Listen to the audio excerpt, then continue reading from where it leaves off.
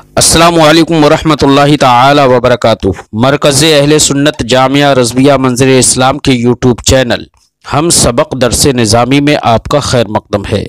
प्यारे बच्चों, जिन्होंने अब तक हमारे चैनल को सब्सक्राइब नहीं किया है वो ज़रूर सब्सक्राइब कर लें और बेल आइकन यानी घंटी भी बजा दें ताकि हर वीडियो की नोटिफिकेशन इत्तला अपलोड करते ही आप तक पहुँच जाए।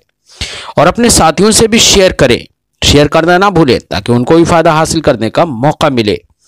और बात पसंद आए तो लाइक भी किया करें और अपने क़ल्बी तअस्सुर को ज़रूर कमेंट करके बताएं। बिस्मिल्लाहिर्रहमानिर्रहीम।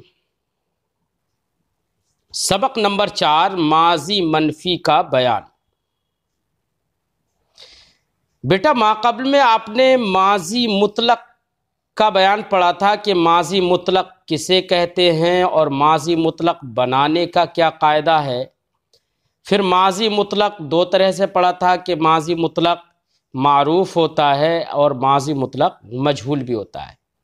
जैसे माजी मुतलक मारूफ और मजहूल आपने पढ़ा है ना, बिल्कुल इसी तरीके से माजी की जितनी भी किस्में आती हैं हर किस्म में माजी मारूफ और मजहूल होगा। तो मारूफ व मजहूल हर किस्म होगी, कभी मारूफ होगा यानी करने वाला मालूम होगा तो कभी करने वाला मालूम नहीं होगा। तो ये मारूफ और मजहूल हर एक माजी की जितनी भी किस्में आपने पढ़ी हैं और डिटेल से जो आप पढ़ेंगे सब के अंदर मारूफ और मजहूल चलता है। ऐसे ही हर किस्म के अंदर माजी की मुस्बत और मनफी भी चलता है। मुस्बत इस्तिलाहात में आप माक़ब्ल में पढ़ चुके हैं। मुस्बत कहते हैं कि किसी काम का होना या करना समझ में आए जिससे उसे मुस्बत कहते हैं। और अगर किसी काम का ना होना या ना करना समझ में आए तो उसी को बेटा मनफी कहते हैं। मुस्बत को इंग्लिश में पॉजिटिव और मनफी को इंग्लिश में नेगेटिव कहते हैं। तो पॉजिटिव और नेगेटिव हर सेंटेंस में होता है। ऐसे ही यहां पर भी माजी में आपने माजी मारूफ, माजी मुतलक मुस्बत मारूफ, माजी मुतलक मुस्बत मजहूल, इन तमाम की बहसें आपने पढ़ ली। आज के इस सबक में सबक नंबर 4 में माजी मनफी का बयान पढ़ेंगे। यानी जो माजी मुतलक आपने पढ़ लिया है ना, उसको मनफी कैसे करेंगे, मनफी यानी निगेटिव कैसे करेंगे जिससे ना होना या ना करना समझ में आए। तो मनफी तो उसी को कहते हैं कि जिससे काम का ना होना या ना करना समझ में आए।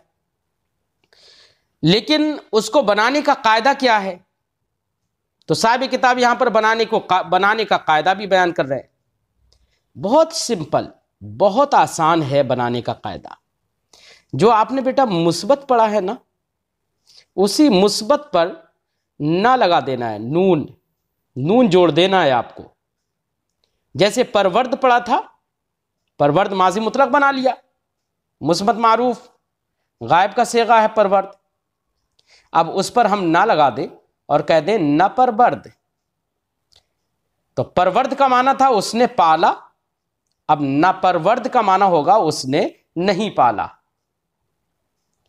ठीक है बेटा, ये माजी को मनफी बनाने का तरीका है। अब हमने जो मिसाल दी ना परवर्द, ये परवर्द पर हमने ना दाखिल कर दिया। ठीक है, अब जो भी सूरत मजहूल बनाने की थी वो सूरत आप मजहूल की यहां पर भी रखिए। यानी हा और शुद्ध बढ़ा रहे थे ना आप मजहूल बनाने के लिए। तो अब माजी मनफी मारूफ की तो मिसाल हमने दे दी नापरवर्द। अब इसी को मजहूल की मिसाल हम दे तो वही नापरवर्द पर, जैसे परवर्द पर हा शुद्ध लगा रहे थे परवर्दा शुद्ध, वैसे नापरवर्द पर अब हा शुद्ध लगा देंगे नापरवर्दा शुद्ध। यही मनफी मजहूल बन जाएगा। तो कोई मुश्किल नहीं है बात, जो आप पहले पढ़ चुके हैं वही बात है, बस ना लगा देना शुरू में। ठीक है, यही फरमाते हैं साहिब किताब। फरमाते हैं सबक नंबर 4 माजी मनफी का बयान। कायदा मुस्बत को अगर मनफी बनाना हो, यानी पॉजिटिव को अगर आपको नेगेटिव बनाना है, तो क्या करना है? तो फरमाते हैं तो शुरू में नून बढ़ा दिया जाए। शुरू में किसके? वही माजी मुतलक के शुरू में। माजी मुतलक ही को आप, माजी मुतलक मुस्बत को आप मनफी बना रहे हैं, तो शुरू में माजी मुतलक मुस्बत के शुरू में आप नून बढ़ा दें। जैसे परवर्द से न परवर्द, ठीक है ना। अब मनफी जब आपने बना दिया तो पहले परवर्द का माना था उसने पाला, अब इसमें ना पालना समझ में आएगा, यानी ना परवर्द उसने नहीं पाला। उर्दू में तर्जमा में नहीं भी कहते हैं और ना भी कह देते हैं। ना परवर्द उसने ना पाला ये भी कह सकते हैं, और बेहतर यह कि आप ये कहें उसने नहीं पाला, कैसे भी आप तर्जमा कर सकते हैं। अब उसी की गर्दान करके दिखा रहे हैं। जैसे आपने गर्दान माकबल में मुस्बत मारूफ की गर्दान पढ़ी थी, परवर्द, परवर्दंद, परवर्दी, परवर्देत, परवर्दम, परवर्देम। अब यही मनफी मारूफ की गर्दान हो जाएगी, बस शुरू में नून बढ़ा देना है। ना परवर्द, ना परवर्दंद, ना परवर्दी, ना परवर्देत, ना परवर्दम, ना परवर्देम। जो सेगे आपने वहां पर पढ़े थे वही सेगे यहां पर है, सेगे सब वही रहेंगे। तो अब गर्दान माजी मनफी मारूफ की गर्दान, पहले सेगे देखो, ऊपर तावीज़ में जो नक्शा बनाया है ना, वो तावीज़ ही समझ लीजिए। लोग तो, जो लोग नहीं जानते वो तो तावीज़ ही समझ के उसको तावीज़ समझ लेते हैं। हो सकता है कुछ लोग इसको ना समझने वाले तावीज़ समझकर काट के भी पहन लेते हो, क्या खबर। हमारे यहाँ पर कुछ एक दो आमिलीन ऐसे भी हैं कि उन्हें लिखना तो कुछ नहीं आता है, बस ऐसी छपे हुए किताबें ले आते हैं और वो उन्हें जैसी छपी हुई किताबें दे दी वो वैसी तावीज़ काट के और बना के दे देते हैं। बहरहाल सेगा, वाहिद गायब का सेगा, जमा गायब का सेगा है, वाहिद हाजिर, जमा हाजिर, वाहिद मुतकल्लिम, जमा मुतकल्लिम, कुल 6 सेगे हैं। वो आप लोगों ने सबने याद कर लिए माशाल्लाह। अब वाहिद गायब के सेगे की न परवर्द, न परवर्दंद, नून दाल लग गया जमा गायब में, शुरू में नून लग गया है। न परवर्दी या लग गई, न परवर्देद या दाल लग गई जमा हाजिर की अलामत, न परवर्दम मीम लग गया वाहिद मुतकल्लिम की अलामत, न परवर्देम हमने नहीं पाला तो यहाँ पर या मीम लग गई।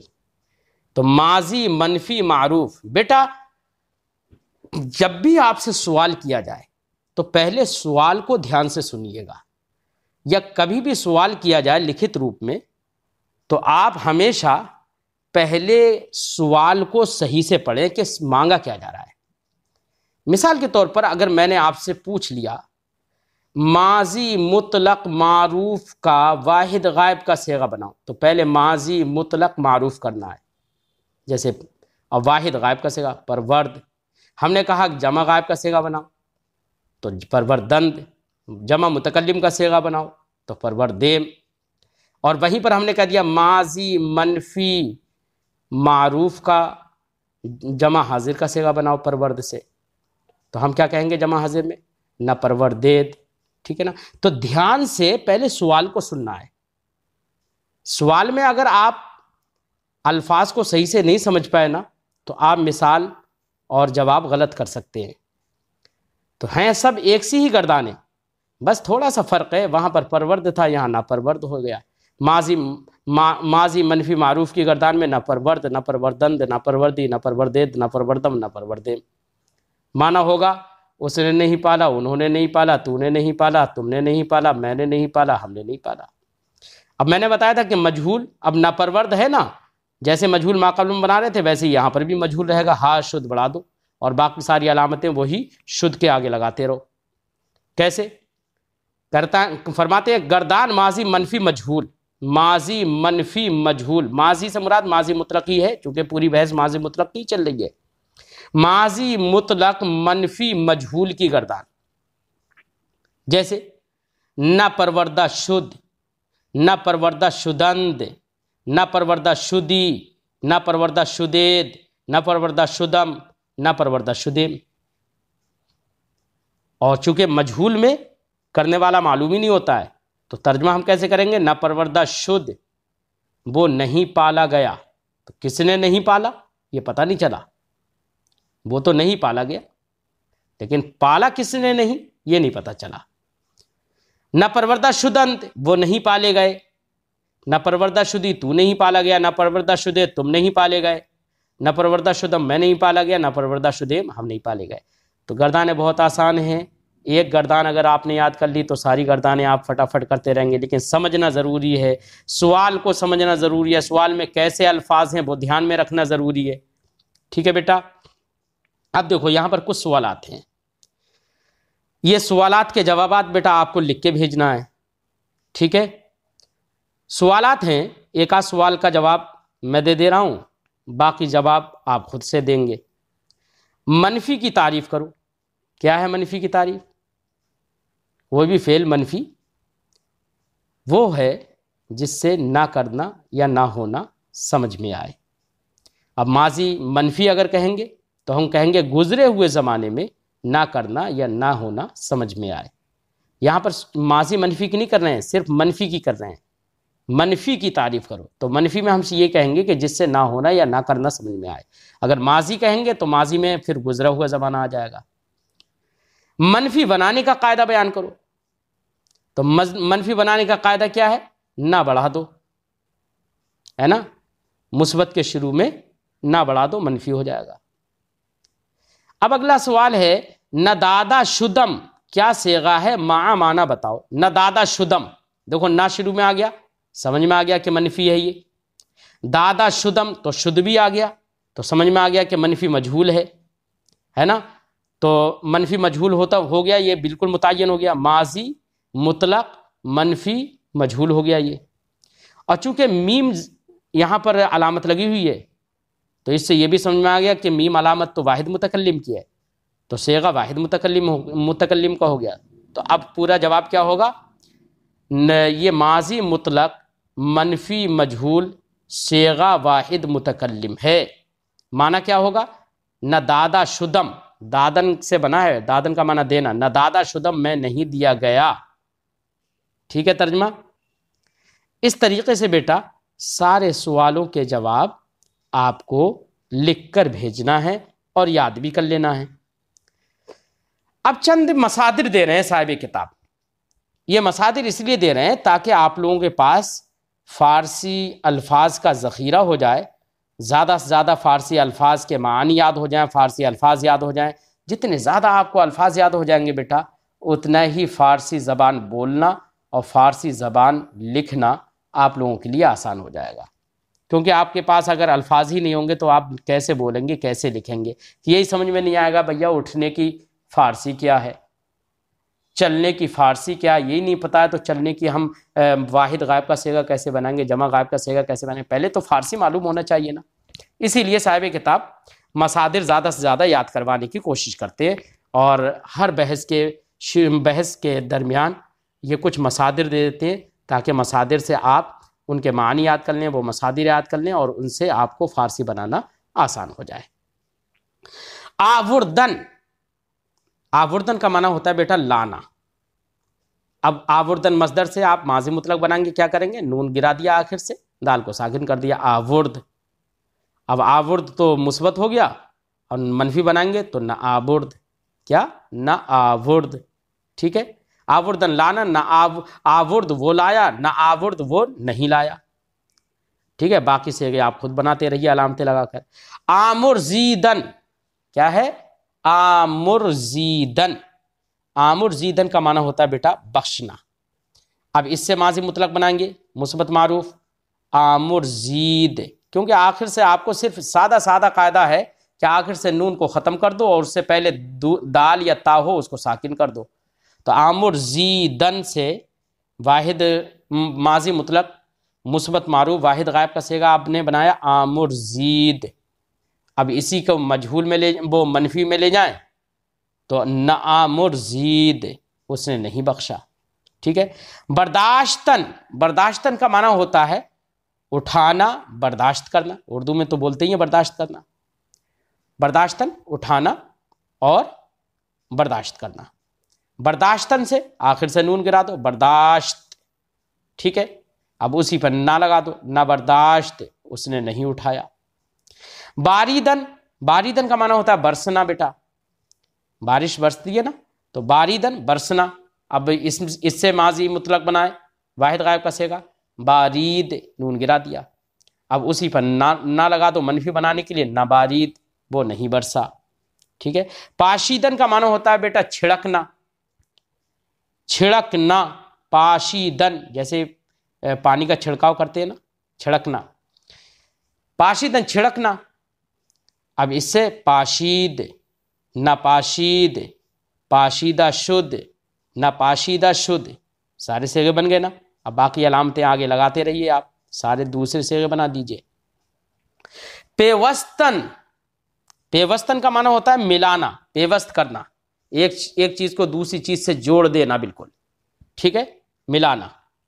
पेवस्तन, नून गिरा दिया, पेवस्त हो गया। अब जब पेवस्त हो गया तो पेवस्त, उस पर आप न पेवस्त कर दें, पेवस्ता शुद्ध था, न पेवस्ता शुद्ध कर दें। ठीक है।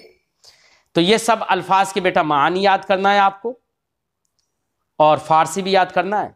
मतलब ऐसे याद करना है कि आप एक तरफ उंगली रख लीजिए ऊपर वाले लफ्ज़ों पर, फारसी वाले लफ्ज़ों पर ये उंगली रख लो, नीचे लाना, बख्शना, उठाना, बरसना, छिड़कना, मिलाना, ये सारे अल्फाज देखेंगे ना उर्दू के, तो ऊपर वाले आप छुपा लीजिए, नीचे वालों से आप उनकी फ़ारसी को देखिए कि मुझे फ़ारसी याद है या नहीं है। कभी नीचे वाले छुपा लीजिए, ऊपर वाले देखिए कि उनका मानी याद है या नहीं है। बहरहाल अल्फाज भी याद होना चाहिए, उनके मानी भी याद होना चाहिए। उर्दू में तर्जमा करो। अब उर्दू में तर्जमा करो बेटा, यहाँ पर आपने इतनी सब बहसें पढ़ी हैं ना, उन्हीं से मुतालिक कुछ फ़ारसी के जुमले हैं और उनका उर्दू में तर्जमा करना है। ध्यान से तर्जमा करना है, ये देखना है कि कौन सा मारूफ है, कौन सा मजहूल है, कौन सा मुस्बत है, कौन सा मनफी है। जुमले को ध्यान से देखना है, उसी के लिहाज से तर्जमा करना है। एक लफ्ज़, एक जुमले का मैं तर्जमा कर दे रहा हूँ। मसलन आवुर्दा शुदंद, बेटा आवुर्दा, सबसे पहले तो ये देखना है ये लफ्ज़ जो है आवुर्दा, ये कौन से मसदर से बना है। जाहिर बात है आवुर्दन से बना है। आवुर्दन का माना क्या है? लाना। ठीक है ना। अब आवुर्द से हा शुद्ध उसमें लगा हुआ है, इसका मतलब मजहूल बन गया है, आवुर्दा शुद्ध। ठीक है। अब उस पर नून दाल भी लगी हुई है, जमा गायब कसेगा, तो आवुर्दा शुदंद।